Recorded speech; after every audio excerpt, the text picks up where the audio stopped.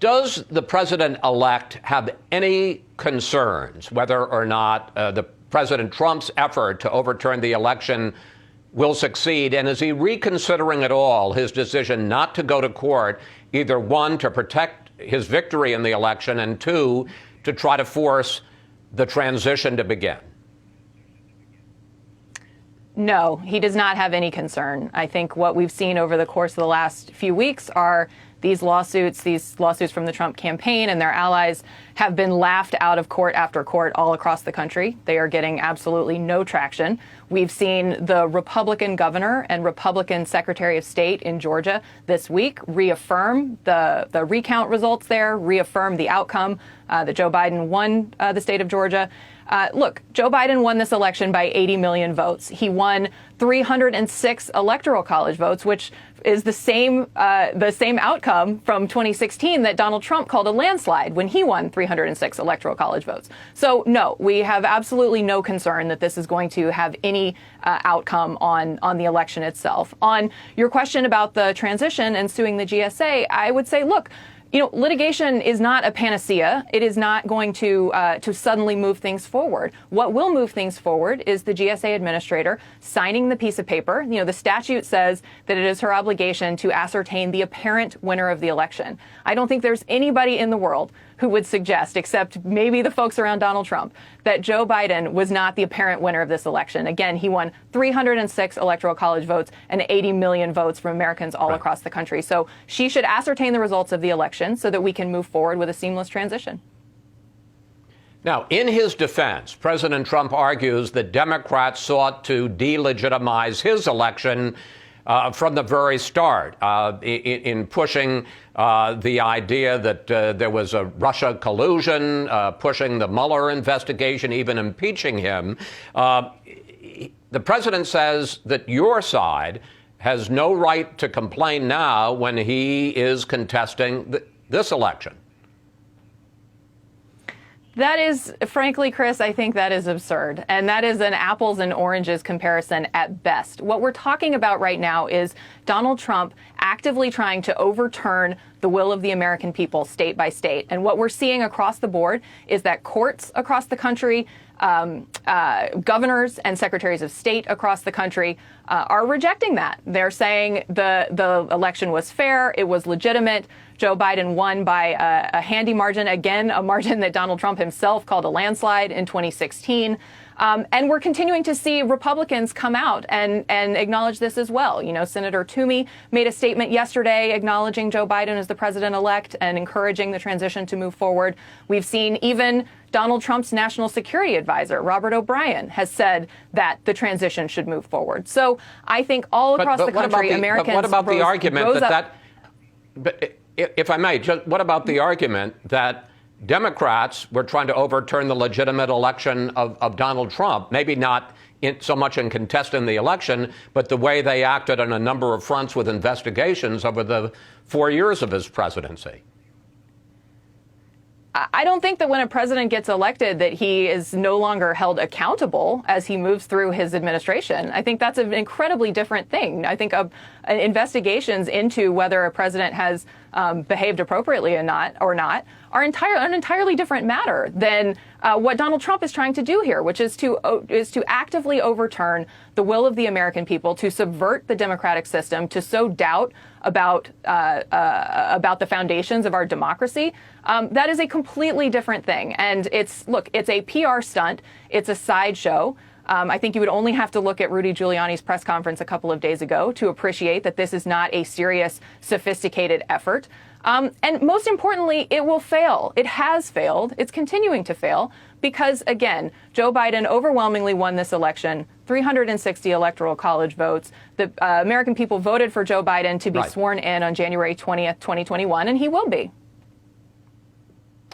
How many? We understand that it's been announced the president-elect is going to name some cabinet appointments on Tuesday. How many and which ones? Well, I have been in this business long enough to know that I am not going to get ahead of President-elect Biden and his announcement. But you are right. We will be making our first cabinet announcements on Tuesday of this week. And, I would say the president-elect is very excited about this team and it looks forward to introducing them to the country. Can you even tell us a number? How many? I can't. Everyone will have to just tune in on Tuesday and it will be made known then. Okay. The president also, president-elect, and we showed it in Jackie's piece, met with Nancy Pelosi and Chuck Schumer on Friday, and he talked afterwards about he wants to see a COVID relief bill passed by the lame duck Congress in the next couple of weeks. Can't wait till January 20th. Question, when is he going to meet with Senate Majority Leader Mitch McConnell? Well, he's looking forward to doing that when the time is right. Obviously, he and Senator McConnell have had productive working relationship in the past, and he looks forward to meeting with Senator McConnell when that moment arrives. But you're absolutely right. He believes that we need to get a relief bill done in the lame duck. People are hurting all over the country. People need money in their pockets to make rent. They need money in their pockets to afford groceries. Small businesses need that money. Teachers need that money. Tough decisions about layoffs of firefighters and essential workers are being made all over this country because Congress won't move forward on a package. So that is a priority for him. That is something that he's going to continue to push in the lame duck. But Kate, you can't pass COVID relief without the Senate Majority Leader. He is the Majority Leader in the Senate, Mitch McConnell. Is the president-elect ready to meet with him now? In other words, I'm trying to get a sense, is it President-elect Biden who's holding up the meeting, or is it Mitch McConnell? We strongly hope that Senator McConnell will come to the table. I think if you look at where the Democrats have been across the entire course of this year, Democrats passed a bill back in May, and we've seen obstruction from Republicans. So obviously, we are very hopeful that Mitch McConnell will come to the table. It is important. People are expecting it. They voted for in this election. They voted for action. They voted for progress. But and they voted to for press this. Would Biden meet with McConnell right now? Yes, absolutely. Absolutely. Yes. Yes. It is important that Senator McConnell come to the table, and we're very hopeful. We're very hopeful that we'll be able to see progress soon on this bill because people all across the country desperately need it.